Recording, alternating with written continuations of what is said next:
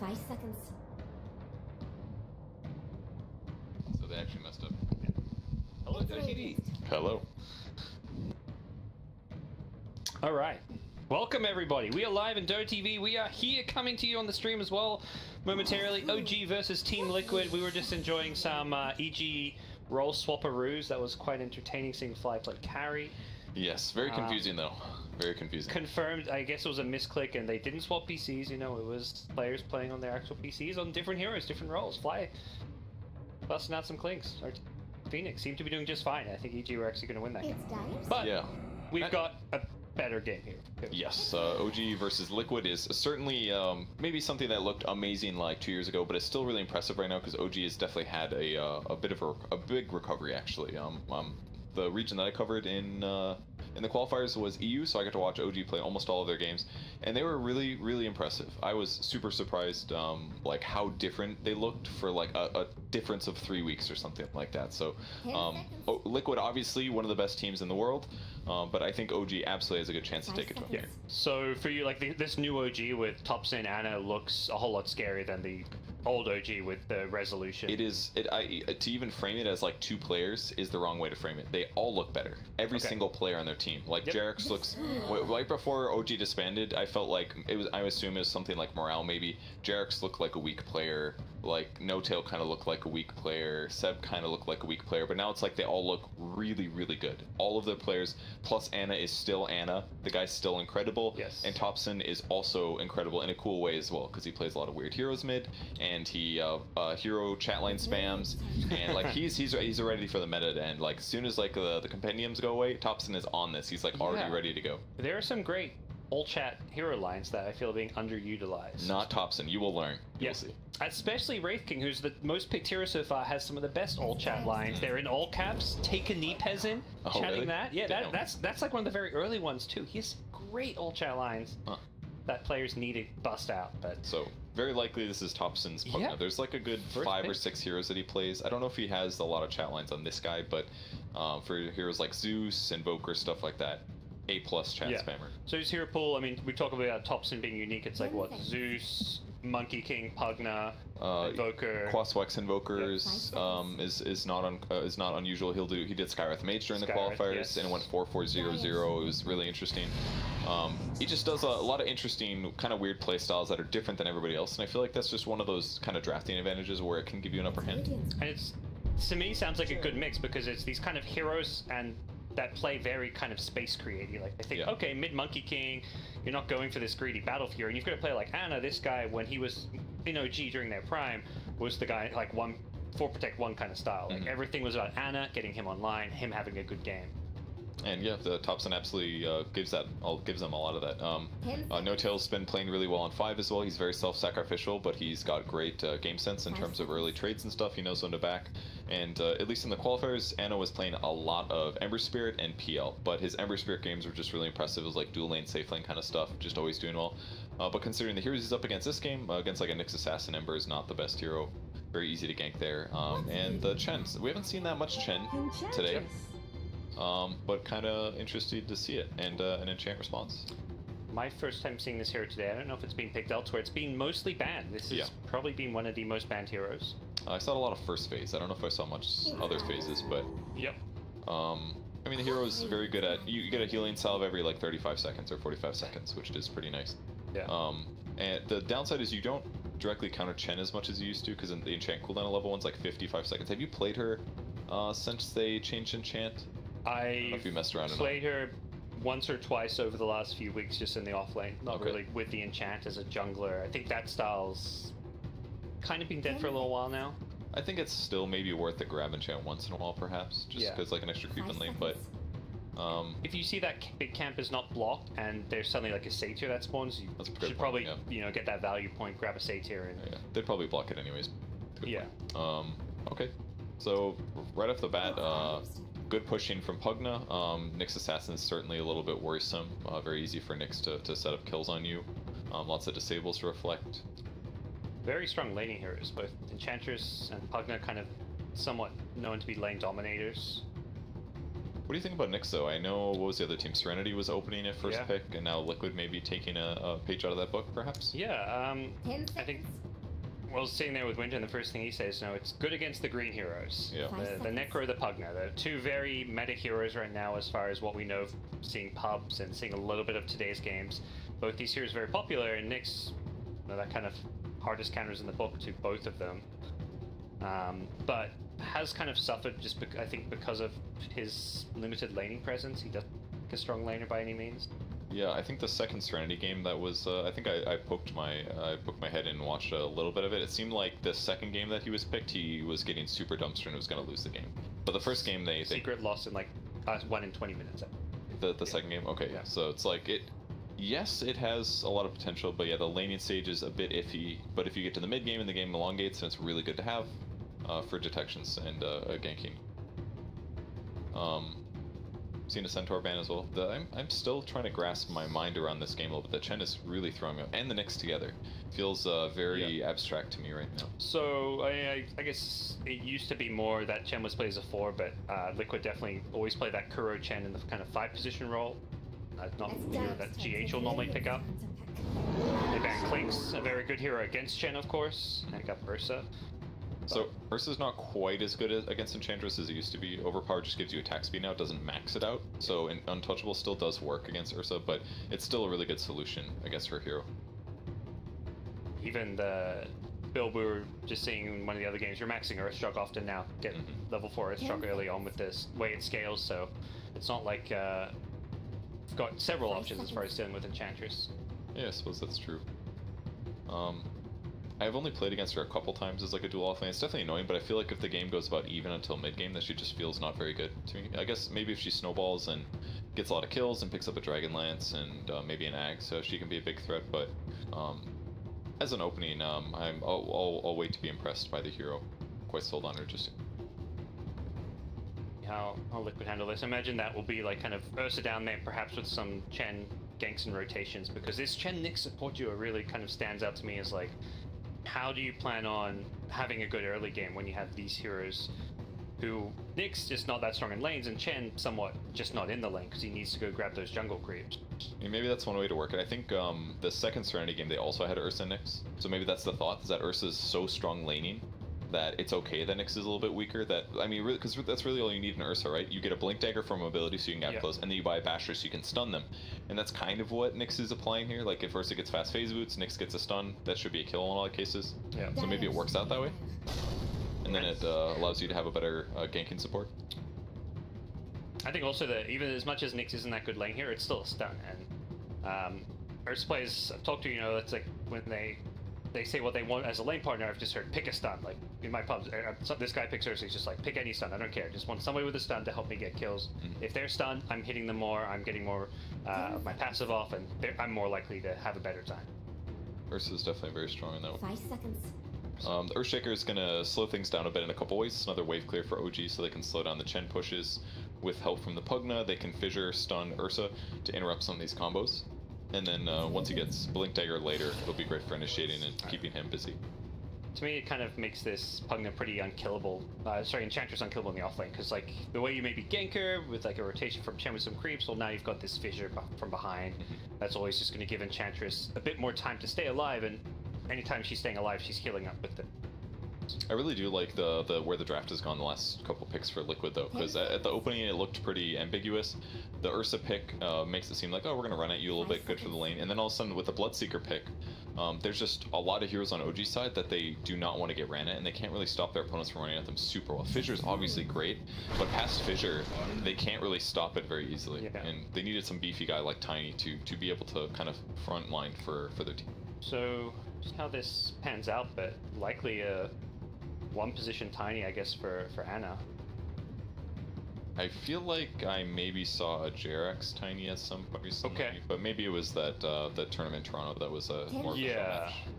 I guess it's kind of like with the Enchantress and Shaker there too. I don't know if you want to play like a 5 position Shaker or something. Wardenban, that's always been a OG loved hero. That was probably the hero that I noticed the most being spammed in pubs actually by pro players leading up to the tournament. I saw a lot of Arc Warden. Yep. Saw Mid1 playing it, a couple other guys too. But Tiny just seems like just pretty strong as a whole right now. Status resistance reduction can be pretty nice, but burst damage, he can kind of take it back to the Chen and the Nyx, and also help secure kills against Ursa Bloodseeker. It's a good pick here. I feel like the Bloodseeker was picked with the idea in mind that would go mid against Pugna. Is that? I mean, Thompson certainly plays it. I think I've seen Jarek's playing support Pugna as well, actually, in a pub a couple days ago. So that could also be a support, and maybe part of the reason they wanted to open Pugna to throw their opponents into the loop. But does Bloodseeker beat Pugna? Probably, right? Like, I assume so. Like, at least maybe goes even because you can heal off the damage from Blast, and I feel like the Blood Right seems like a decent answer to Pugna in general because it's a very easy way to silence Pugna if he's trying to life drain and keep him silenced for a long time. But that's more like level 6. I mean, I would argue that it's more about like the first couple levels. That's true. Like, I mean, his nuke's pretty spammable. Like, whenever he Blood Rages, right, you just want to nuke him and hit him a bunch of times and prevent him from last hitting. So I don't feel like many heroes beat Pugna because you're just going to get decrypt. You go for last hit, you want to heal some health up, you're decrypt. You're decrypt again. Good luck trying to get as many last hits as you normally would. Okay, so this is probably going to be Thompson Monkey King, and that would be Jarek's Pugna. So it should be offlane Enchantress, carry Tiny. 5 position Shaker for No Tail then, I guess. I guess so. I've even seen, I don't know if it was OG, but I've seen the 5 position Pugna as a safe lane support. It might have been No Tail who even did that. Exactly. I feel like this is a pretty good game for a 5 Earthshaker. Like, it's not always great, but a Fissure alone can really interrupt a lot of things Liquid wants to do, with Bloodseeker running at a guy, Ursa jumping and killing a guy in the first couple hits, kind of a thing. So I feel like it could work out for sure. And then they'll have Monkey King versus Bloodseeker, which I'm sure Thompson. This is like one of the places where OG just feels so strong, is that Thompson has these like, he's like exceptionally good on like 5 heroes that other people are just like familiar with. So it's like sometimes it gives them these like huge matchup wins. It's very hard against somebody like Miracle, obviously, but you know, it's one of those places where OG really shines, I think. That's probably a good point. That works against probably 99% of plays, but Miracle, he plays a lot of Monkey King. He's played in the safe lane, he's played in the mid lane, and I've seen him dominate on this hero, so I don't think he's going to be thrown off by like not understanding a matchup against Monkey. Yeah, he's definitely one of the players, probably less than 5 players in the world, I'd say, would be not going to get outsmarted. At the same time, though, it's obviously, like you say, great Monkey King game, great Shaker lane, these melee cores, you know, Fissure that much more effective against them because they rely more on mobility. Monkey King just going to match up well against them, so Liquid could very likely consider picking a completely different mid, which is where Quap was actually banned, and they're going to pick Invoker. We get a Miracle Invoker. Okay, so they're going to dodge lanes then, put Invoker against Monkey King if possible. Yeah, and that means we've seen a lot of Ursa and even Bloodseeker 3 position will be the Bloodseeker, it looks like here, with Mind Control picking it up. That'll... Okay, and they're also going to dodge lane, so now they're going to put Tiny mid against the Invoker and put Ana on the Monkey King. Ah, that's clever as well. Unless they're going to swap again. Yeah, I think if they picked if they'd picked up an offlaner and then just sent the Bloodseeker or Ursa mid, then yeah, Thompson would be on Monkey. And all their heroes are actually different than I expected. Yeah. No Tail playing Enchant, Jarek's on Earthshaker, Sub playing Pugna. This is the second time today they've put Ana on this Monkey King. They had the hero picked up in an earlier game where, I think the assumption from opponents is, oh, there's Thompson's Monkey King, you know, he plays these weird heroes, and there's one, we know what's coming our way. Oh, wait a second, it's just a, you know, standard safe lane Monkey King, who's... Are you going to put your Invoker in the off lane against Monkey King? I don't think so. You're going to have to send one of Bloodseeker or Ursa. Yeah, that's true. And I don't think there's anybody else that's going to play near Miracle's level on Invoker, right? Maybe. I could see like GH being like an Invoker boss. That guy's really good. Yeah, and I'm the mid player. You know, we're both kind of support players, but I would say Tiny beats Invoker mid, at least early levels. The tree grab, Tiny has ridiculous damage. I don't think he needs tree grab. He's gonna outlast him no matter what, I'm pretty sure. So in terms of lanes, OG's looks like I love their draft right now. I think it's really nice. The one question mark to me is the supports. It looked like a 5 position Enchantress. Yep. A Shaker, so the supports seem a little odd, but as far as the core matchups in the lanes, I'm liking OG. I mean, maybe he's gonna try to take it to the Chen kind of a thing, to slow him down a little bit or something like that. I could see something like that. So enchant level 1 is 55 seconds and 30 seconds on Holy Persuasion, so there's like an advantage. Maybe there'll be something like... He'd already do a sim. He did for fun. I think it's actually for the best that Chen's gave up on this level 1 penitence thing, because there's definitely some times where I'd watch games where they'd really delay their level 2 and be like, did I really want that 18% damage amp with my crappy right click? very, very valuable all the time. So we'll see Miracle going mid, already throwing Sunstrikes around to try get some info and scouting for his team. Will be up against the Tiny, a tough matchup. It's still not like unplayable. I imagine Invoker will get some CS, could see some early Alacrity to help him out with the last hits or just Forward Spirits usage. Tiny is zero armor hero, so you get some Forward Spirits with a Cold Snap, you can bully him a bit. it's true. It's got 78 base damage on average here, and Invoker is just barely hitting 60, and he's got a Stout Shield, or a Quelling, so he's going to get pretty much every last hit, more or less. And Alright, anytime you've got a last hit disadvantage, you solve it. You get the Ring of Aquila. You know what else is really tough about Liquid's lineup is that they just don't have a lot of easy Sunstrike setups, you know? Ooh, that's a good point. It's like, what, Nick Stun? Yeah. That's about it. Rupture, land a Sunstrike, but people will always move, you know, 100 units of Rupture damage to dodge a potential Sunstrike. Seb doing what harass he can with the Fidget. They want these bounty runes. Oh wow, he went for Blood Right. Trying to take this level 1 fight at the bounty runes, doing a good amount of damage at least. Yeah, it did. I mean, it's a huge level 1 nuke. 120 pure is a massive amount of damage. So, yep. But now he's not gonna have Blood Right, or he's not gonna have Blood Rage. He's not gonna have Thirst. And yeah, level 1 you may just get harassed. Anytime you go for last hits, Pugna's gonna be right clicking you, maybe throwing a blast or two. Ooh, I did not mean to ping. Whoops. Sorry. Anyways, they blocked the large camp. Sorry to our Russian and Chinese. I thought that was one of the teams. Nope. You're good. Do pings actually show up to other casters? I know, like, a long time ago. It's just one of those things where you're like, it used to be a problem, therefore you just assume it's the same for years. If you ping items, it does. I know that. Like, you ping health bars or items and have the chat message. Well, we'll try to hold back. So it looks like Mind Control is actually just using Blood Rage as a way to get last hits, which is kind of smart because against a nuker like Pugna, every time you do Blood Rage yourself, he's just going to nuke you instantly and go for some bullying. So, but right off the bat, 4 last hits for Mind Control, so he'll be happy. Yep. How our other lanes looking? Will be the Invoker versus Tiny mid matchup. Thompson already using the tree grab and throw to help secure some early last hits, but Invoker doing just fine, at least for the first wave so far. And bottom lane is the Monkey King versus 2 melee heroes. He should be a pretty happy Monkey King. Enchantress down here with the heals. Maybe, you know, Enchantress just the new Warlock is what No-Tail's saying. I mean, it makes sense, right? It's 400 HP per Nature's Attendance with 1 skill point. The only problem is it costs you 170 mana, but if you're getting levels, you're just sitting here and right-clicking. And now he's got a Hellbear Smasher, so now he's got attack speed aura, he's got a little clap that he can do, and they're just super out-harassing. Matoma's he's out of tangos. 0 regen, yeah. I just clicked him and, well, he needs Courier, but your mid's taking Courier, so we'll see if it gets to the bottom lane anytime soon, but top may also want some. Looks like Mind Control should be fine. This is like one of those terrible moments for a hero like Ursa. He tried to get a little greedy with his item build. He's dead? Wow. In some ways, I feel like he needed to die there because, you know, you're out of regen, you can't lane. At some point, you just need to go back and heal up. Watch out, the level 1 Ursa. Yep.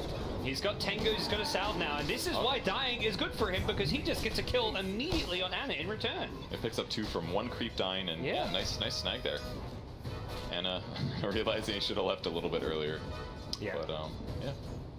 And now he's got more regen, everything's going to be okay for him. Almost boots now. That was a big turnaround, that's for sure. Yep. A big wave under tower. He still managed to get most of the XP for it, so there's a little bit of play there coming out from Matu despite the initial death. Gets his boots out of that. And all across the board, does feel like OG still have a pretty good laning stage advantage with these matchups they've got going. And able to constantly spam Miracle, and it's not just Miracle looking at Ring of Aquila, we'll see it on Thompson as well. GH getting a little low here. He's got a nuke. Yeah, he's probably dead here. Yep. Great dodge there by Anna. Expecting the stun. Matu wants to get some return kills, not going to be so fortunate. Anna takes a full overpower with a recast as well, and having the double overpower there. Yeah, and the Orb of Venom is really making a big difference here. I mean, that was what cost him at the start, is that he only had 1 Tango because he started Stout and Orb. So he's out of regen right away, but I mean, it ultimately got him his 2nd kill, and now his 3rd. So Matoma Man making a huge play here, and now he's going to get another one. Nicely done. He's just crushing this lane, and I think a lot of people kind of forget how good this item is on melee heroes, because it's been getting nerfed damage-wise, slow-wise on ranged heroes, but melee, it's still the same as ever. And I think Ice Rogue's saying, hey guys, I want to see this on some of these melee lane dominators. Yeah, it's amazing on Ursa, that's for sure. It's so hard to like find a way to get away with it because you are short on regen, but hey, that 1 death, he comes back to lane with extra tangos and salves, and suddenly he's good to go. Yep, and so he's going similar skill build as what we've seen earlier today, maxing out Earthshock. Ana not that much personal survivability yet either, just a stout shield basically, but it's like every lane has been a little scary here. Mid lane Thompson goes for the bottle. He's got a haste rune for himself and has been pretty even with the Invoker in terms of overall CS. Slight advantage going the way of the Tiny. We'll dive here on top here. Got a nuke for Seb, but he'll be... Try to get this sated last hit. Seb may pay for this though. Chasing his mind control, who's got some decent thirst. Seb, blood rage up, nice. Decrep stopping the right clicks from coming in. Jerix is there as well. They may be able to outplay this one, and they do. Seb and Jerix teaming up perfectly, baiting mind control and giving him a tip, rightfully so. That was really well done by Seb too. I don't know if he did it on purpose, but when he walked into Blood Ray, I thought he was gonna get silenced and everything. But I feel like that's just a great way to bait. Like walk into a danger moment like that, and it just produces you know, more confidence from your opponents. And they get both bounty runes as a result, so that's gonna give them a set of 3. So really good 5-minute rune timing. That to me is like the true bait. You pretend you're weak, you're vulnerable, you bring them in, and then you turn it around. That was very good. Tiny sitting around the mid. It's a haste here. He's got a tree grab in 3 seconds. He's going to need this for the damage output. He's also got a fissure. Miracle City with Sunstrike, not the things he's going to want here. And it should be a kill. Yep, has the tree throw and we'll find it.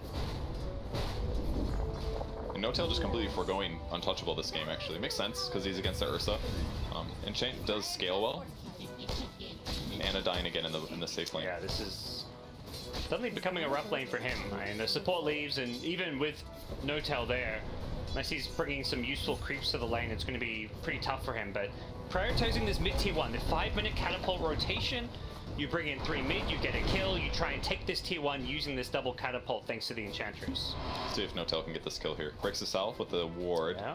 He's going to know there's a ward. Tiny has a tree throw. He didn't actually, I think, realize how low Kuro is. He'll find him, though. Gets the blind toss as the tower gets denied, however. That's a pretty big tower denied this early on because that's a big chunk of gold. It's such an early tower, though. 6 minutes with these kinds of heroes that are going to be roaming, like Earthshaker Fissures and Enchantress popping up. Like, I feel like this is really bad for an Invoker who normally needs to sit in the lane and get a little bit of farm and gold first. And often if you can't sit in your lane, you go to back to your jungle to farm, but with your tower down, they can very easily access and invade that jungle. So definitely another missed kill. I got that one. No-Tail running for his life here. If I was in Anna's position, I would just be super regretting what happened. Like, they were dominating the lane, and all of a sudden he makes a little mistake with the aggressive TP from Atomo Man. It's like, the whole lane just completely changed. He's 1 and 4. It's crazy. It's one of those scenarios where he was better off not killing the Ursa there. Force him to bring those Tangos and Salves down on the Courier, because you're just going to win the lane while he's low health. But yeah, it's one of those things you can't really know it in the moment, and this is a situation I think he's just not used to, because normally there's a much bigger priority on him having a better early game and a better start. This time around, the focus has been much more around this mid lane. Well, man, this is the problem with Ursa. Like, you just can't go back to the lane. He just controls it so hard. Like, they can gank it, but, oh man, his speed is just so fast. He's not even going to get four prep hits here. It's so hard for them to even have an opportunity to initiate. They would need, like, Pugna to rotate or something. But if he leaves, then they can't dominate the Bloodseeker, so he's just going to have to deal with this. Force defensive Boundless Strike, never a position you really want to be in. Kidding. He is low on regen, at least, on Ursa's side, so he's sitting at not full HP, so they got that going for them, but... Not too. Nope, top lane set. Nice use of the first Rupture. Well, that's a, that is, I guess, a Sunstrike setup, Rupture. They don't want to move. That will often secure some kills mid lane, though. Thompson going to find a setup with the Fissure, follows it up with an Avatos combo, but they have not got the detection, and instead, it's probably bottom, where I've made you miss another kill, Kevin. Yeah, it was definitely not my fault. I'll take the blame for that one. From my eyes, this is a 1-2-1 Monkey King, I'm pretty sure. I don't know where those other 3 deaths came from. We'll just pretend that's a bug or something. Anna's appreciative of our camera work, This is the biased Australian observing. We don't want to show him dying. Anna's a great player, doesn't feed. Never. Are they going on the Bloodseeker kill top, though? They really want to kill Matu. They know how much gold he could give up, but they instead swing mid. They just don't know quite where he was. Oh, he cuts on the exact tree. The Sunstrike is well on him. Oh, he's going to get outplayed here. That was a really hard dive, though. I mean, they used the stun early on to open things up, but very rapidly mind control. Another rupture top, actually. They're thinking about going in. They've got the penitence here, but great reflect from the Nyx Assassin. A stun on the Earthshake, and this is going to be a double kill. Liquid suddenly turning it on, flipping a switch, and just crushing through. They do lose Invoker mid, but even that doesn't feel like too big of a deal for them right now, considering how much of a good game Matu specifically is having. From giving up first blood, he is 5-1-2, #1 net worth. He is just dominating. Good for him. Still pretty far away from a Blink Dagger, though. So at least for now, it's still going to be pretty straightforward laning stuff. And my real curious is, what I'm curious about is, can OG take the advantage that they have on some of their other heroes and turn that into something better than what Matoma Man can? OG's really trying to prioritize some of these towers to give them some gold. Unfortunately, I mean, the mid one got denied is really kind of a problem for them in some ways. They need to make sure they actually get this last hit up top if they fully commit for this, but... They're just not good at pushing yet, though. They've got tree grab, but the cooldown is so long. It's not coming out very fast. Last time they had a double catapult. This time there's 0, and GH level 6. They don't have detection. Yeah. Sunstrike setup. Perfect kill. That was really cool. The last hit. The Blood Rage on the Nyx, super cool way to do that. Love seeing combos with BS like that. Come OG with more. Kill the Nyx before he can carapace, and they may look to dive this tower now as well. Mind control a bit vulnerable up here. Does have a TP scroll if he can find a way to juke and jive. I think he might die. I don't know. Yeah, I don't know if it's for sure. Kuro's arriving with a lot of creeps here. Possible send back? No, he's going to go down. Kuro did not have level 6 yet, no Hand of God, and he's going to be an extra freebie. OG suddenly get 3 kills, which in some ways feel like Liquid kind of handed to them. Yeah, that was definitely a 1-by-1 kind of situation. It didn't feel very good for me, for them to walk in like that. And Matoma Man is just finishing Blink now, so maybe if he has that and that fight's a little bit more straightforward, they can take the engagement, but they had to be there as the initial Bloodseeker initiation goes on, but they just, they weren't ready for that one. I don't even know if Invoker had a TP in that case. But, I mean, he's Sunstriking, but outside of that, we're not seeing that much impact from Invoker just yet. Yeah, I almost feel like he's telling his team, like, you guys, if you fight, that's on you. I want to just be farming and getting my levels, like just throwing a Sunstrike. He does buy Blink. It's revealed at least for OG, so it's not all bad. In fact, Thompson's not even close to where Ursa's at, but he's about halfway to his Blink, so once he matches that, I imagine we're going to see a lot of Thompson kills this game, especially on like Chen, the guy that's going to have to worry about getting solo killed. Yeah, he's looking pretty damn squishy right now. He's getting down some deep wards. See what he can find on the Nyx Assassin. He's perhaps part of the recovery plan for Miracle. You just go around, find some setups for Sunstrikes, and try and feed Miracle these kills. As of right now, waiting on that Vendetta to come back up. They want to snag Anna. There's the Rupture. Got the Rupture, yep. That was really fast. Can he TP? No that TP? They have a calling? They do. There's the stun. Oh, he guesses wrong.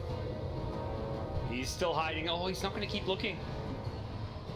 You have to guess which tree he was on, and unfortunately for him, it was like a maybe 1 in 3 chance or so. They are trying to get a grab, but it's pretty tough. GH takes a lot of damage, gets stunned. He's gonna pounce down. He doesn't have his ulti just yet, but no stun either.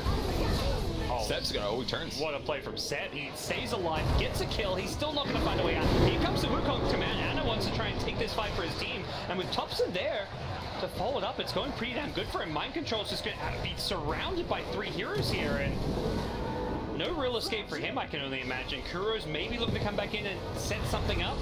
Bloodright gonna buy Mind Control some time. They're going low here. Matu showed up with a Blink. He bursts down one. Anna's dead. And now Bloodseeker gets the movement speed. That will keep him alive. Oh, it's really bad for Thompson. Now there's almost no way he gets out, but maybe he can get a kill. Gets him low, but that'll be it. Very back and forth brawl of a game. Constant fighting. Kills all over the place. I mean, ignoring the fact that Matoma Man has basically just owned the bot lane for the whole game, this feels like the first time he's like really shown up and had a huge impact, and it was a really good time because it looked like it was gonna be more heroes going down. It's looking like he's gonna have a very fast initial basher, which seems to be the item pickup with the Mithril Hammer. Could be a BKB, but he had Maelstrom queued up for a second, but yeah. Okay. Must have misclicked, I bet. There's no way you go Maelstrom, surely. Getting a basher this early sounds... And it gets here like Pugna, who you just don't want to give him a chance to decrep you or decrep himself and start life draining. You just want to be able to get that insta burst. Yeah, even at Tiny, you want to stun him with that basher. Suddenly he can't avalanche you, he can't toss you away. Notel trying to bait this one. Gets the stun off. It's the fissure block to interrupt him. He's still got his ultimate if he needs it. And Jarek's playing it safe there. He didn't want to get too close. I don't blame him too much, but either way, they use Ursa ulti. He has to TP back to Fountain. To waste some time there. It's not terrible. And the OG are actually kind of the ones, you know, pressing the map. They're pushing this top lane pretty deep out. Haven't got any control over their own jungle down bottom, but this top side of the map is around Roshan, which is where Ursa wants to be. Particularly with the Chen, you've got very clear ways to take Roche, but OG kind of just denying it with the map control they've got. So they nuke the creep wave top, about half HP here. We'll see if they shift over. Yeah, it looks like they are going to try to make a play here. Tomo Man on his way, no ulti for 10 seconds, so a little scary for them to go in. Will they see GH? They don't get that insta stun. The Fissure, though, does come out now with a Wukong's command. They want to try and fight this one, instantly bursting Martu, and you get big streak of his set now. Could be in some trouble because of this rupture, but he's just going to use the decrypt. Maxed out decrypt. Echo Slam from Jerks doesn't really connect all too well. He does end up getting stunned underneath the tower with a Sunstrike. No escape for him. Just one casualty per side as Thompson's gone looking for more. It's a good trade, though. I mean, it's still Ursa for his support. Yep. Thompson has the toss, which will finish off Kuro, and GH now could be in quite a bit of trouble with the Carapace being used. Dude, Enchant is a really good skill right now. This is actually ridiculous. Yeah. 55% slow, 6 out of 10 seconds as a support, and if he gets gone on, he just presses Natures. So it's like nobody wants to touch him, but it's fine. He's just constantly slowing enemies. Although Ana in trouble. Great decrep, buys them a little time, still goes down though. Maybe this will be it for Notel here. That's where the slightly less defensive build can be costly, as Miracle gets a nice little solo kill down bottom. Okay. Must have been jungling, I'm guessing. Yeah, he does know there's a ward. It's sitting on the shrine right now. Yeah, I think he was just like pushing out bottom lane and then found the Shaker thanks to the ward, which should reveal to OG what's going on a bit there. Thompson has a Shadow Blade, not going for the Blink Dagger much. Huh. I guess he's seeing his Monkey King having a rough time and like, wait a second, I actually need to, you know, scale better. Yeah. And often when you go Blink, you see the Blink into Shadow Blade, then the Echo Saber, and you're transition to carry much slower. Okay, maybe this is the right way to do. He's gonna go for a Miracle kill. This guy's pretty high HP though. Full point booster, Tread's got the Aquila. Kuro would be a much easier snag actually. Oh, no, that's not gonna be a kill.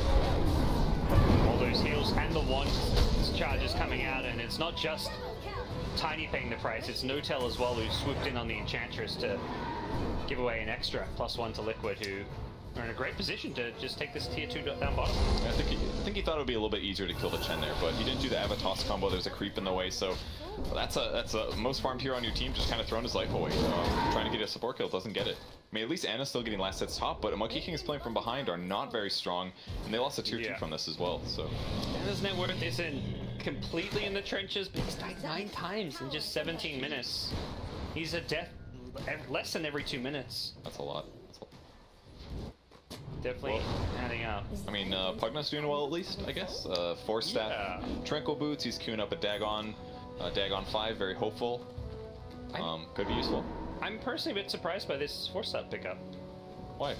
I mean, isn't it just amazing versus Ursa? Something that's gone on. I guess against the Rupture, it's like a bad item in a sense. It's kind of how I look at it, but yeah, I mean, it's the kind of thing that's nice against Ursa. I think it's just alright, I guess. I don't know. They only have 1 stun. It's Rupture. I mean, if you get Cold Snap, there's just a lot of people that you can save, I feel like. And they have better teamfight longevity. Like, if Ursa goes in, he wants to kill somebody right there. If Nyx goes in, they're bursting somebody. If you provide some survivability around Rupture and stuff like that, then they should be able to win the fight if it goes a little bit longer. It's one of those items that's like, anytime I see like, oh, you know, getting a Force Staff can't be bad. But it's like, against Rupture, I'm like, oh, okay. But yeah, Ursa, fantastic against him. And gives him now not just the decrep as a save, but a secondary way to save people. Both teams kind of expecting where each other are, but not quite finding the opportunities just yet. Mind Control gonna slow down the mid wave. But they're scared to go on him. He's very close to BKB, by the way. Checking Roche with a Sunstrike. I mean, OG just know they need to control this area of the map because otherwise Ursa will take Roche very easily. They know where they are. They see the Tiny finally, so... Yep. OG do have some good vision up as a result of taking over that part of the map, while Liquid, you know, they've wards down bottom, but that's just an area where OG have no interest in going right now. It's kind of this just dead area of the map, and OG instead, with their wards, with the control they've got, are going to walk into Roche themselves. Sunstrike has come back up, so we could see Miracle scouting this one out. Yeah, I think at this point they're going to know. There's a Sunstrike. Oh, no tail. That was actually kind of close. Yeah, he's scouted out now by the Thirst. And... Oh, are they giving up for this? They are. They're actually all rotating over. Here they come. Bloodseeker very rapidly. Oh boy. Bit of a misplay there as Seb's going to get himself out of the Blood Rage with the help of the 4-star. In goes the Monkey King with the Wukong command. Gets caught by the Carapace though, but GH will still die underneath the tower. He first casualty bottom lane. Miracle's gone high ground. Forcing a TP from Jerax, who probably wanted to stay longer in that fight, but just couldn't afford to do so.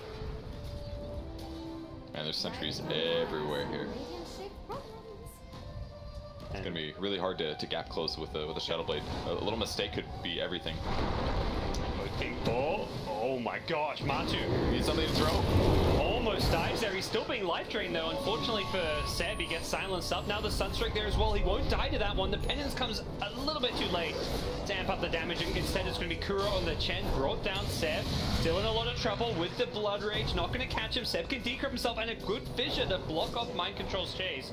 Instead, it's Mind Control with a BKB. He may just die here, but thankfully Ursa shows up to save the day until Jerax pops in with an Echo Slam, blows him up, and now the buybacks can go streaming on out. Both teams want to win this fight. Try and secure themselves Roja. Miracle's taking out that Shaker. Matu could be next to die, as instead it's Monkey King going in, paying with that for that with his life, and Tiny gets pushed into the Sunstrike. He's still ticking away. There's the life drain to save his life. The Urn what's going to finish him off if not for that one. He wants back. He wants to get GH instead. He's going to find Miracle a bigger fish to fry, as Thompson will bring him down with one last swipe. And that was so crucial by Seb to life drain there. That was a really good play. Absolutely saves the Tiny's life, and then they get all these kills in response. Just a really good place. Roche is still pretty high HP, and these are not fast Roche takers though, so are faster respawns on OG's side, but we should see Liquid cross the map again and try to slow this down. That team fight was a 2k gold swing, and it's an even bigger swing if OG get Roshan, but that still feels like a pretty big if right now. I think both teams realize, like, wait a second, there's some bounty runes, we gotta heal up maybe, everyone's respawning, can we actually take this Roshan now? Might be tricky. Well, Jerax does get Blink Dagger off of that teamfight win, or at least the kill that he got with the Echo Slam, so very good position for him, and now Mind Control's gotta be careful. If he gets initiated on, it's gonna be a chain stun until he gets killed. The nice thing for both teams, I mean, particularly right now for Liquid, is they can very easily scout Roshan with 0 risk. They just keep sending these Chen creeps in, getting this free info. If it dies, they don't really care, but it allows them to know if and when they get Roshan. R2. He's getting chain stunned here, no chance to use Enrage, and this is where the first item Basher can get punished, is it not having a defensive item can cause you to get constantly initiated on. Thompson though getting ruptured here underneath the shrine though. Instead it's gonna be Anna. Oh, he pounces into the Carapace, so he doesn't immediately get the kill on GH. He will still end up finding it. Has the Jingu stacks now to get some good lifesteal off him with the fissure stun. Anna wants to find a Boundless Strike. He won't immediately do so. Has the kill for the last hit. Gets the Boundless Strike off with the help of Seb's life drain, getting him low. And now Miracle in full retreat. Hasn't accepted here on the backlines. It was Kuro dying to no tail. Some jungler on jungler action, and they're not done as they're going to get Invoker as well. 5 dead, Liquid a team wiped. Such a crazy action-packed game here. I love the way they initiated there. It's something I haven't really seen. Like, he ultis on a max range ulti, drops the Boundless Strike, then they do an Avalanche, then they do a Fissure, then they do a Toss, and that's all it takes. Chain stunning is so dangerous if you're playing against it, even if you have a BKB. And picking off a hero like Ursa like that is absolutely game-changing. Just made the rest of the fight so much more straightforward. That's one of the big strengths about some of their heroes here is not just the initiation factor, it's how far they initiate from. Heroes like Shaker and Monkey King are going to stun you from fog, so if they have vision from like Enchantress creeps or just wards, you're going to get stunned from fog by a fissure. There's going to be a second follow-up stun from really far away, and that, you know, during that time, Tiny's Shadow Bladed in, have a toss combo, you're dead, and you just have no chance to react to it unless you get something like an Ag Scepter on Ursa, which to me may even be a necessary item as well as this BKB. Yeah, and that's not a great place to be as an Ursa, but I mean, if he gets Enraged Duration, gets a status resistance talent, it's a really good game for it if you think about it. Just lowering decrep, lowering stun durations, it could really be the tool that he uses to weather the storm of the fights. But that's assuming he can stay caught up in net worth. He's still ahead slightly, and he should still be the biggest carry terror in the game, but you never know, could turn around. See where this game goes from here. It's dead even in terms of net worth between the two teams. But a lot of that farm is on an Ursa, who really a hero known for his great scaling. Finds a DD room, but does not want to mess around with the tiny Thompson. They catch a GH here. No, they don't have detection actually. GH gonna steal that one. Thompson's aware. Looking for a Kuro kill. Kuro's has a remarkable ability not to be dead 15 times this game. Could have gone for a dive there in the Chambit. Think better of it, knowing that this is a very risky place to take a fight by a tower. Oh, they put the high ground ward down. They see him. Yep.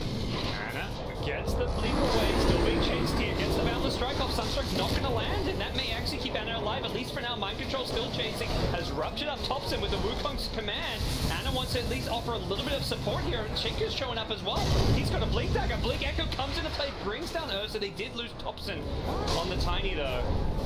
As OG show they want more. Kuro will die to one more Impetus here. The Enchantress once again taking down her nemesis. Both teams losing too, as Ana did end up dying to Miracle in the back lines. So pretty close back and forth. I guess it was 2 cores by Liquid, so I guess it was a Liquid advantage there. Yeah, just a slight, very close. And they do that to Aegis. The Aegis is on set, but the fact they can trade evenly and slightly favorably when the opponents have Aegis is a great sign, but unfortunately for them, OG, they're not done. They've got this Aegis. They want to keep on fighting. Miracle, though, with a Deafening Blast, but Tornado Meteor combo comes up big. No Tail almost walks into a Sunstrike. He keeps himself alive for a little bit longer. No Tail's doing a great job this game. Like, he's absolutely targeting the right people, staying alive. He's doing damage, too. Like, you think Enchantress is support. Yeah, there's some damage output. This is a 5 position. Well, doesn't really look like it when he's throwing out all these Impetuses and team fights. They've got a Arcane Rune picked up on Pugna as well. Maybe they can grab an initiation, but this ward was actually so impactful. Yeah, maybe one of those things where Ana probably should have left a little earlier, realizing like, oh, you know, my opponents are eventually going to know I'm up here. Maybe they'll cut down the right tree.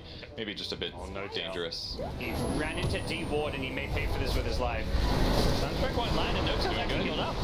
Whose life is being paid for? It's Miracle who tries to swoop on in after the D ward to make something happen, but I mean, how do you kill this guy as an invoker? Your attack speed is good, but not incredible. Not compared to 4 points of untouchable. And once he turns the heal on, the only way he's dying is like Cold Snap Meteor or something like that. Here's the solo kills I was expecting to see a lot more of, but Kuro finally getting punished. Suddenly it's 2 dead, so a couple towers, or at least the one down here, should be in some trouble. Blood Ride will get dodged, and all Liquid can really do is threaten to kind of split push elsewhere on the map. And even that he doesn't feel comfortable doing. Like, the creeps are hitting the tower, but he doesn't want to be the one hitting it. It's definitely a weakness of Ursa here, is the tower hitting. Noji on the high ground. And that gets stunned on, but is there a follow-up? There's a Rupture now. Life Drain, though, kind of negating some of the impact of this Rupture initiation. Ana may need to be careful, gets under the blood right here. Pugna just Dagoning people left, right, and center. Unfortunately, he's out of mana, so he's got this Aegis, but he needs to find a way to die, or have the Aegis expire and heal himself up, but that's always a risky thing to do if you get jumped as that happens. That's exactly what Liquid are trying to do. They're chasing. And they get out fully. Good escape. Chessman comes. As the BKB spotted by the Russian caster Dread. He's on top of it. Oh, nice. Great. It's finally ready. He feels like he can fight now. But will that be enough? I'm not sure. I mean, Ana's progressed so much in items since Ursa got this Basher. It's actually been an incredible time of period. Like, he's almost got his own Black King bar. He's finished a Maelstrom. The Echo Saber was, like, barely completed when Ursa had a Basher. His score, 5-11-9, sounds pretty bad for a carry, but in context, he was like 1-9-3. So, since then, he has done incredibly well. And he's not done. Yep. Shaker will use the Echo Slam. They know it's a big kill. It's a core hero, and they'll happily use the ultimates to make sure they get it. That was like 5 stuns in a row. How do you deal with that? Ags is like the only way, maybe. But wouldn't they just buy a little time? That, okay, well, we'll just slow you, I guess, until. And even if Ags goes off, they'll just hit you with another chain stun. Well, the Ags allows you to use your BKB, I guess. But he only has, but he doesn't have enough gold for both, is all. Yeah. No, if you go Ags, yeah, that's the thing. Like, I feel like some people are gonna be like, oh, you should have gone Ags instead of BKB, but yeah, you need both. In that scenario. The fact that they did such a good job pushing towers has made a huge difference. Like, that's part of the reason that they're able to get these kills. If there's a tier 2 tower there, I think there's support TPs and maybe they could turn this around. Yeah. But all these towers are dead. Like, somehow, despite playing against a Chen, they were able to always pressure towers more than their opponents. I guess that's the Pugna advantage, the Tiny advantage. All of those things are making a big difference. OG looking really good as a team, individually, players stepping up as well, and right now this game's in a very winnable place for them. There still is that late game Miracle Invoker to worry about. What do you think about the Chen in the first phase? I feel like I mean, OG seems to have taken it to their opponents in terms of tower pushing. So in that vein of thought, it just feels like Chen is a terrible hero now. Like, because at best he can do penitences, he can heal somebody, maybe get a send back, but it just doesn't feel that great. Chen from behind doesn't feel good. Thompson going on with the Ursa there. They shred him apart. GH almost dies, but the Chen heals do save him, and Tiny buying back. That's almost surely dead now. Yeah. Maybe out. Is he home free? You betcha. All the suns were used on the initial kill, so there was nothing left, and Tiny's ball back. They're going to look to take this fight with the Tiny on Thompson. No! You're going to die twice! It's a dieback! BKB at least, so he's going to buy himself some time killing the creeps, but everybody on Liquid running free, and it looked very good for OG there. But don't hit those nukes, he may just die as well if he's not careful. There is a Shaker nearby, but still no Echo Sign for a couple of seconds, and there's going to be a blink. Earthshock to slow him down, couple right clicks, and it's just dead as well. He should have run sooner. He turned, he got greedy looking for some creeps. The Dagon Cannon does finish off one, takes down the Bloodseeker, which is a little bit of fun and games for Seb at the end, but you need more than that. You need to be winning this game, and they just threw away a decent chunk of their lead with that fight. It's a great way to stop a push, at least, because if you kill him, if you don't kill him there, he's going to heal on the creep wave, and all of a sudden you have a full push coming. Yeah. GH still hanging around trying to fish for a kill, but his mana region is so bad near the Nether Ward. There's no way he'll be. He's just trying to scout for a position, I guess. Never mind. Instant bash. Sometimes you just can't do anything about it. Yep. That's why you love the bashes on Ursa. And you get that instant bash, no reaction possible. Matu finds an extra kill for him and his team, putting them actually ahead now. 1,000 plus gold lead going the way of Team Liquid all of a sudden. Very, very back and forth. Both teams now with leads at different point in the game. It started out Liquid in the early game, then it swung back OG's way, and now we are back in Liquid's court as they try and secure themselves Roshan, knowing that with Pugna dead, this Rosh should be pretty secure, and even if he buys back, you can just back off knowing that you forced the Pugna buyback. Oh, they see him. Off the bash, can they chase on? They can't. He cancels ulti though. Oh, they didn't get the Blink Echo in time, he got the BKB. Jerex was just a split second too far away, it looked like, and now Liquid have gone charging in with Matu's BKB. They're going to lose him though. The Dagon immediately tears him apart. Seb gets stunned by GH, but it was too late to save his life, and Roshan is fairly low, down to about half health there, something that OG could look to capitalize on. They haven't got the best Roshan lineup. They did it okay before with the Untouchable, but Enchantress is the one hero they lost. It was very close to being a successful Ursa combo, but... Oh my, Thompson. Oh no, he's gonna die again. Yeah, they're gonna get vision now from the Bloodseeker. He gets brought low enough that they don't need detection. What was the initiation there? Just like a tornado or something? I believe it was just a tornado. It's a huge mistake. Huge mistake by Thompson, because whereas they traded evenly now, they're in the same situation. Liquid's in the Rosh pit again, they gotta defend. They don't have Monkey King ulti either, so... This is the Ursa-less Roshan though, so it's not going to drop quite as fast as it otherwise would.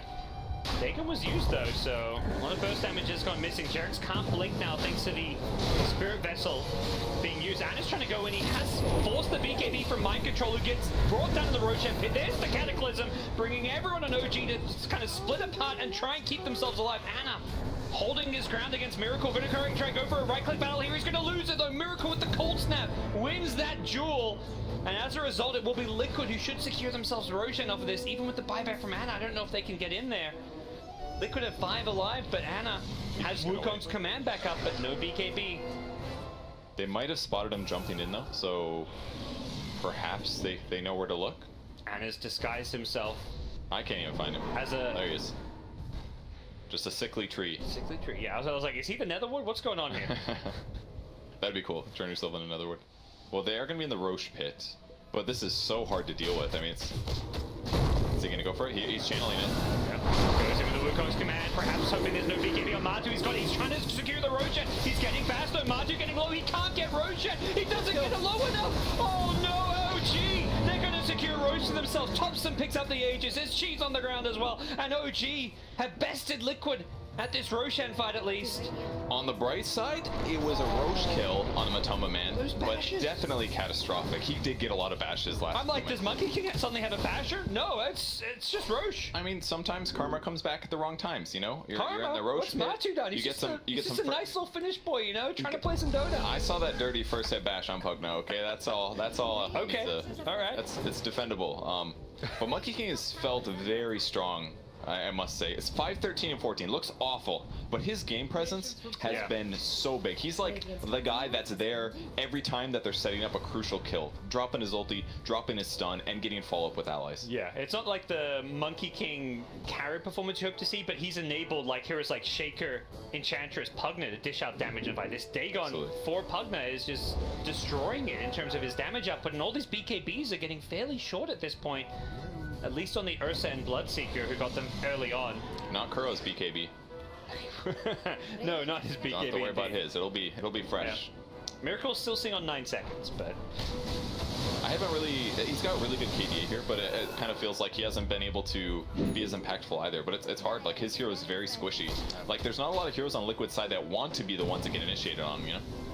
Hit the Boundless Strike as Kuro will use his BKB in time. Yeah, BKB'd out. Perhaps surprising himself that, oh wait, I'm actually not dead here, okay.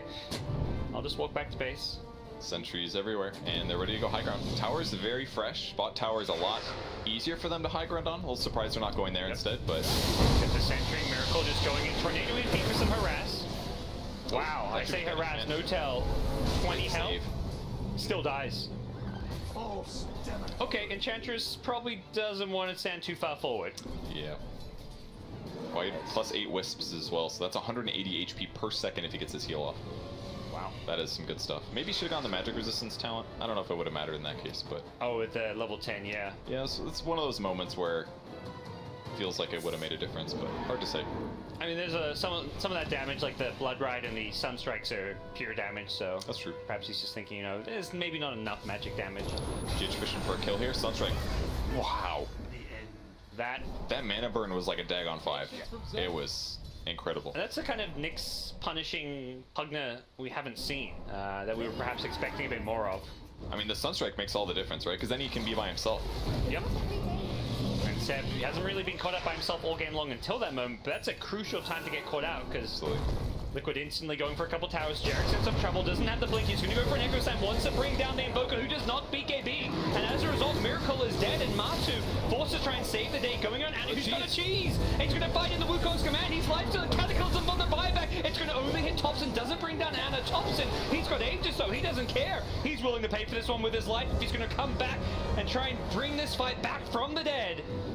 As they go charging forward, looking for GH, who's got a Blink Dagger and will escape out of there, but dude, Miracle's buyback. That was like the most impactful cheese I've seen in a very, very long time. It was so huge. Like, they even blood raged the Ursa because he was like, all right, you're gonna get this kill, you're gonna full heal or get a bunch of heal out of this Monkey King kill, but the cheese comes through and just bought him so much more survivability.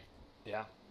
That was one of those tough moments for Miracle. I think something like players will talk about a lot is just, you know, using a preemptive BKB. BKB for a kill, even if you don't see any enemies that can stun you, because what happens there is, you know, suddenly somebody comes out from fog like a Tiny with Avatos, and you regret not using that BKB to kill the Shaker. Yeah, I mean, he blinked into melee range on the Shaker, right? And the Shaker got a spell off, and that just started the chain stun, is I believe what happened. So maybe small mistake there by Miracle, but those are the things that lead a team fight, because that's what OG's been doing all game. Wait for one opening where you can get a stun on a guy that's got a BKB, and then you chain stun him until he dies. They've been very good about their spell usage on the OG side, and with themselves has to be feeling the pressure here a bit. Just game one of what... And it could get killed here, though. See the sunlight? Sunstrike. No, Sunstrike. On cooldown. Cooldown, yeah.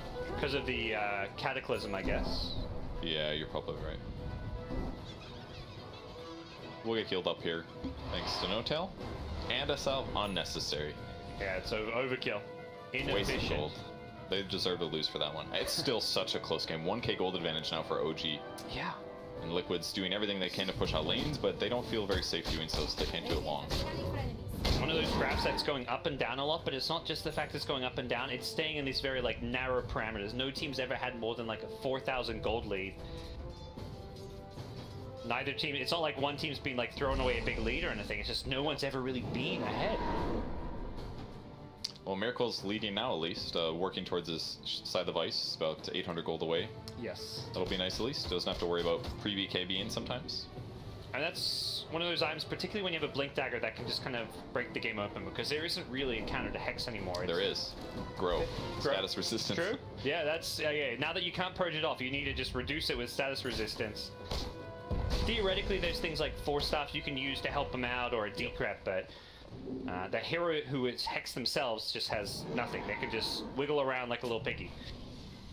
Thompson's getting to that point there where he's actually so survivable. 3,000 HP, 50% status resistance. He's got a BKB. He's going to make an AC next. He's just got tons of armor. Feels like he's really hard to kill here. Here comes Liquid. Mind Control runs right into No-Tail. There's an A on this. That's going to buy Mind Control some time and reduce the damage he's taking. Thompson's going to try and fight. Into the Carapace he goes with the BKB, though. Should be able to bring down GH as the damage work. Blink Echo catches Mind Control. He gets brought down fairly low, but he's also fairly quick right now. Miracle staying invis for now, waiting for his moment, waiting for these BKBs to wear off, and Thompson's has one off. He's in trouble. He's been hexed up. Miracle knows this is his time to go in. He doesn't have buyback. He's gone all out with the hex and helped Liquid come out on top of this fight. As they also find Jerax in the trees. 4 dead now. I think the biggest difference in that fight was that they did initiate and catch some heroes, but No-Tail died instantly, and I don't think they had Ana there ready to set up at the same time. So it's like normally they just have the Monkey King Wukong's command, and that just makes the whole fight easier because then you have all this damage output, and the supports have somewhere they can rally around. But that game was just a chase trying to pick off heroes, and they just kept cycling their BKBs like one by one. So all this like chain AoE that they normally can combo, they just never got it effectively off. Well, and positioning-wise, in theory, that should have been good for OG. They were on the high ground where the bounty rune is and had a hero running at him, but importantly, Mind Control had an A on this. So the way you mentioned the chain stun, that's how they keep winning fights, killing heroes. Not going to work against this A on disc. A on disc pops, Mind Control immediately BKBs. You're like initial. You're meant to have a 5v4 fight from the start because you have that positioning advantage, but that's not the case. Now Rax will be claimed by Liquid. This team just so good in these clutch late game scenarios, even playing from a slight deficit, if you can even call it that this game. Ana's hit level 25 now though. He used the tome to get there and does go to the command ring. No big surprise there. It's been having some trouble keeping people in the smaller circle, but now the larger circle means lots of damage, and with the Echo Saber, it's going to be applying slow and mobility. And once he finishes Scotty, it's even more. Like, if he can keep the enemies, even with BKB and his Wukong's command, they should win these fights for sure with Scotty slows and Echoes. We did see the Ursa inside the ring can fight into the Monkey King though, which is where there was this, if any game, it's like, oh, do you consider the plus 100 armor? Against an Ursa, maybe, but... Yeah, but if you get your ultimate off, like, I just don't think you really need it in a lot of cases. That one fight with the cheese was a good example of where he definitely needed it, but I think it's just better to have the command ring when you have all this disable against all the BKBs. So many fast heroes, there's going to be so much movement in Blink Daggers. If he just gets a giant command ring and they start the fight, they should be able to easily kite and kill their opponents. It's kind of like you're always weighing up the odds. The odds of that specific scenario happening again is lower than needing a bigger command ring, which now that area of the fight that you control is suddenly that much bigger. Really good positioning here for OG to control the high ground. We'll see if they go on top, so he's gonna have BKB. Yeah, he's baiting though. He wants them to go on him. He's got that SAS resistance, gets the BKB off Matu. Force to pop hits, but they're already losing Nick's assassin to the top side of the fight. And with Matu's BKB ending, he's gonna turn and bring down Tiny. It looked bad for him, but he healed himself back up. The Blood Rage helping him out, and Matu gets sent back home. Jerax goes toteming in with the Axe Scepter, but he actually is in trouble. The Cold Snap causing him problems here. Totems away once again, has an Echo Slam, doesn't want to use it, will do so right before he dies, but doesn't really achieve much with it. Ana hits a Boundless Strike, and that may get Mind Control. Impetus from No-Tail helping secure those kills. tops him by and back. He's on his way back to the fight, but... That Blood Rage on Ursa, saving his life, healing him back to about half health, that was... And you got the Fury Swipes damage so now good. At 20. I must have had it earlier, obviously he's 24, but a lot of damage output, especially with the extra Blood Rage. 40% extra damage, and in the meantime, it doesn't even bother him that much, because when his ulti's on, he's taking 80% less damage, so it's like he gets all the benefits with very few of the negatives. I love that you can see players quick buy because you see these immediate responses. Tiny, oh, hold that thought. No Tail, gonna find himself a bit of a standoff in the top room, but Tiny immediately after that fight changes his quick buy from AC to Halberd. He's like, yep. Ursa is destroying me. Let's get the item that directly counters him. And if they initiate at all, then they can use the Halberd, and it's going to be it won't be dispellable by BKB. Yeah, could give them a good what 3.5 seconds or something. Yeah, and he's normally surviving the initial burst. It's that like second round of overpower that brought him down there. So even if he BKBs before it, chances are you're going to survive his BKB and get to use it post BKB. OG though, in the Roach Pit they go. There's still 2 dead on the Dire side, and this is a Refresher Shard, which could be very useful for Anna's Monkey King, I imagine. Double Wukong's command. Sounds pretty damn nice to me. They'll get the Sunstrike on Enchant, and they're gonna head over. GH in position here. As a gem, though, may not want to lose this one.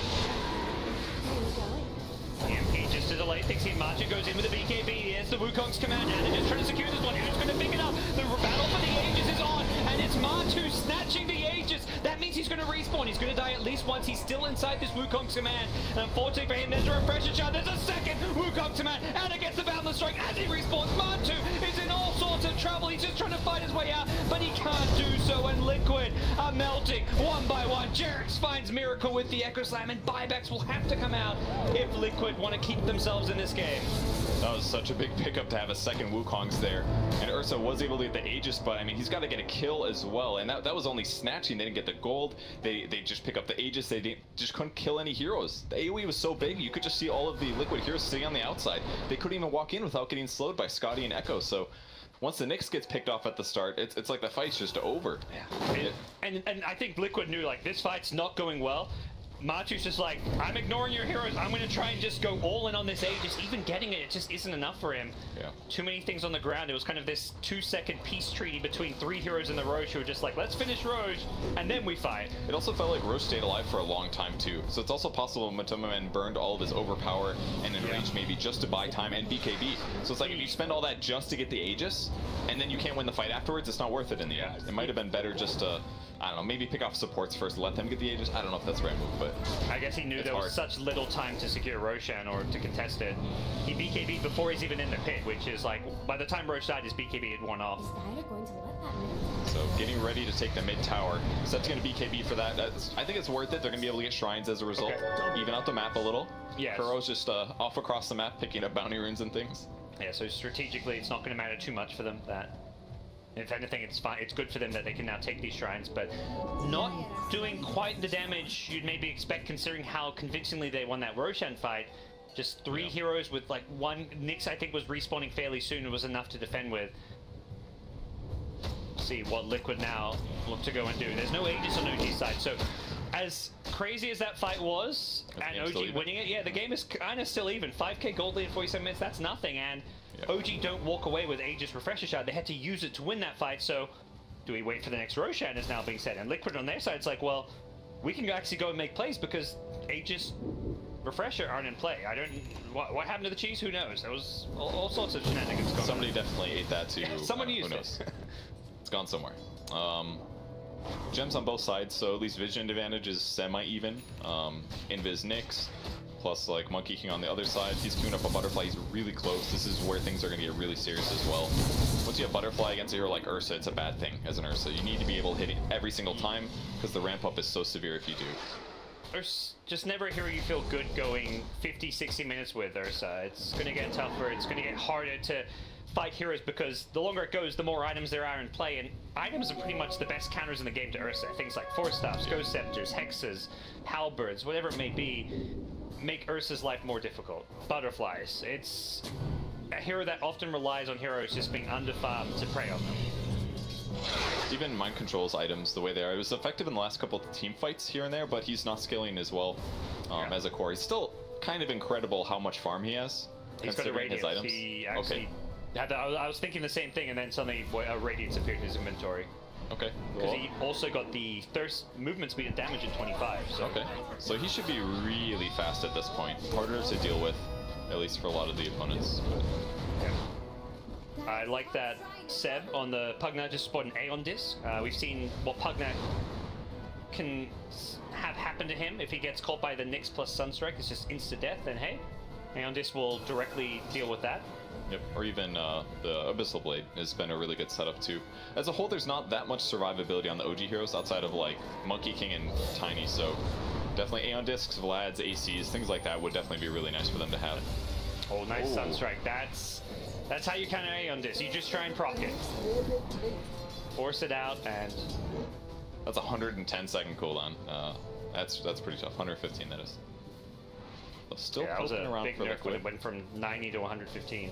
Wasn't it like 75 or something, or was it 90? It was 90 at 7.18. It may have been short of even before that. Yeah. Butterfly's up for Monkey King, so that means no buyback on this guy. If he dies, he is dead. But Butterfly is huge for survivability. It's actually massive. They see Miracle. They saw Anna bouncing around. Are they going to go for this kill? He's going to get Hex up immediately. Gives him a buyback. Oh no, Anna! He's down and out. Out for 2 minutes. Jarek's been ruptured. He's done for as well. He can't bounce around with the totem when he's ruptured. He does have buyback, and he's going to have to immediately use it. I think if you're OG here, you're like, let's hope they back off because we bought back Shaker, because Liquid probably don't realize this Monkey King has no buyback. They do know he just bought this Butterfly, so they may like be considering it, but... Yeah, instantly OG pings both of their tier 2 towers knowing like, hey guys, you have to kill those before you can take our racks. Unless they want to go all in, but that's really dangerous. I mean, 5v4 is a huge advantage, especially with Monkey King being the guy down, but if OG just turtles for 80 massive seconds, they can definitely still hold on here, but that's a big loss. Yep. Liquid will just fall all the way back, take some bounty runes. They're not even committing to this tier 2. They're letting the siege creeps with Alacrity deal with it. They are afraid of a potential, blink Echo Slam as Monkey King buys back and just wins a fight off of that. Pushing high ground against Shaker, always one of the scariest things to do in Dota 2. And they're trying to slow us down any way they can. Look at that. Killing catapults, stealing catapults, killing the creep wave. Yeah. The tree toss that there with the cleave is incredible. It's just like killing everything in AoE. That he just picks up and throws it. Which is crazy. And Liquid don't want anything to do with OG's high ground right now, despite Monkey King being dead. Whether they know or suspect the buyback status or not, doesn't seem to matter to them, because even without Monkey King, it's a scary high ground to try and breach. Yeah. And it's kind of impressive that OG's in this position, even though they ended up losing the Monkey King there. It's like all of their discipline for making sure that their towers were never pushed throughout the entire game has paid off right here. Otherwise, like a typical team, they might have lost a tier 2 a little sloppily, and instantly Liquid would have gone high ground probably. But we'll wait around and just use this new map vision and control they've got. This is where you win a fight, even if you don't take high ground. By having a gem, you get all these wards up and deny your opponents of any vision on the map. The only Radiant wards are way back on Liquid's side. OG are playing very blind around this area, and that forces them to smoke out. This looks really good for Liquid, unless they get a Monkey King ulti off. Immediately BKBs. There's the preemptive BKB. Will force out the Aeon Disc. Nice boundless strike. Catches out Kuro, but instantly gets bashed. And Anna, he didn't Wukong's command. He's just dying. The Rupture locking him in place as well. Jarek's on the backline's trying to take on G8, but with the Carapace there, he can't really do this. And Seb, dying to the Invoker, gets Hexed up, brought down. He's going to have to buy back off of this one. OG just kind of not finding the teamfight initiation they were hoping for out of that smoke, and it's Liquid using that vision, using that high ground advantage perfectly, as buybacks will come out from Pugna and Tiny, but that puts Liquid 13k gold ahead, and in a 4v3 situation where they may just actually go for a push here. Man, Anna kind of choked that fight from my impression.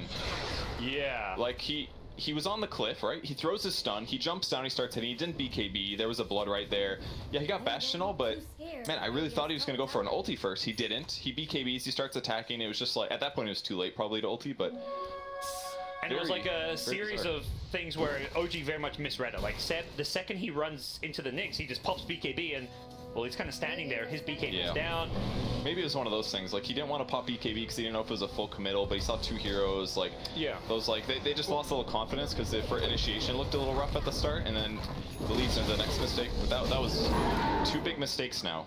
OG has lost so much ground since they had before. And it's so tough there because you've just lost all your vision. So when you're that Pugna and the smoke pops and you see this Nyx with your gem, you're like, holy crap, I'm scared because we don't have a ward here. We don't have even an Enchantress creep to scout them out. You feel incredibly vulnerable. Whereas Liquid, they see everything. They have that ward on the cliff. They see all the heroes coming in. Much easier for them to kind of structure and position their heroes to have a good fight. Well, Roche is up in about a minute here. Liquid's not going to know exactly when that is, but OG's still turtling here.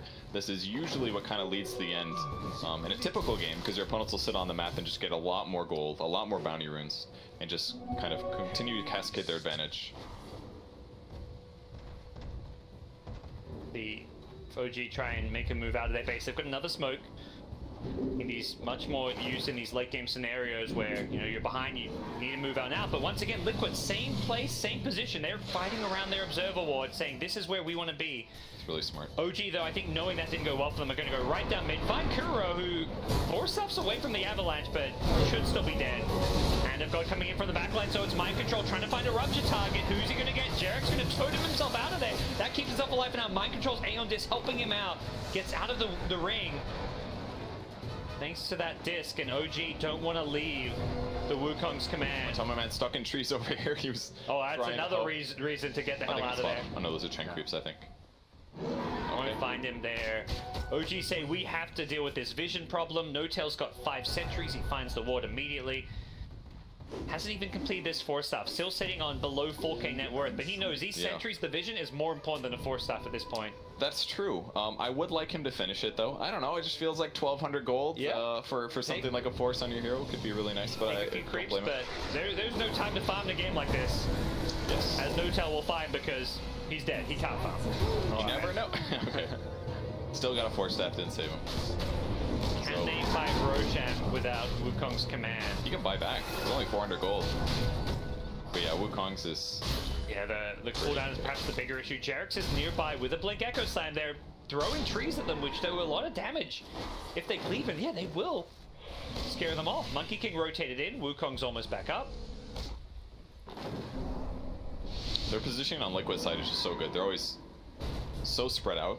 They had a lot of issues with that in the first couple fights, first 30 minutes, but ever since then, it's just been Liquid out-positioning their opponents. Couple illusions they have to deal with. Luckily, Seb has 2 ways to one-shot illusions. Yeah. No problem. I always forget about that one for the Dagon. That's can be useful. Thompson just tossing trees into Roche. GH always trying to spot out a good catch if he can find it. The Miracle sitting behind him, that should be an easy kill. And there's the enchant buyback. That one's a little interesting. Guess who wants to push out bottom?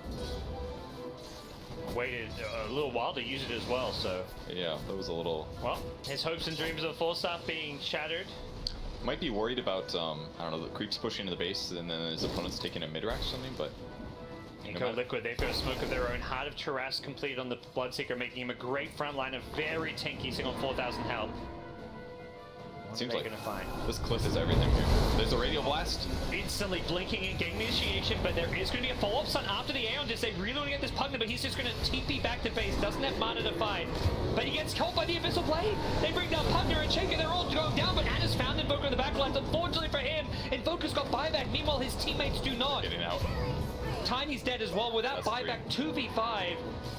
Anna may have found the good initiation onto the Invoker at back, but when he has buyback, doesn't really matter at this point, and this could be the end for OG. Miracle with Balls of Steel just blinks in with the Radial Blast. That was pretty sick. Pushed people to the low ground, even Earthshaker had to run to the right and get ruptured, so they just separated everybody so well. No chance for him to get out, and this should be the GG call coming out any second out. There's no way a Monkey King can 1v5 it, and they'll GG on out. Great way to end game number 1. I really thought the butterfly was going to do more, but you know, it came down to similar things that happened from OG towards Liquid. It was just chain stuns. Once they got like hexes and they started smoke initiating a little bit better on Liquid side, even like the Abyssal was really impactful a couple times. And they just couldn't say Monkey King repeatedly. I mean, he was out of position by all means, but definitely going to be a tough loss for OG in that game. They probably felt, at least at some parts, in the lead. Yep. Maybe if they stabilized the laning stage more, it would have been a lot better.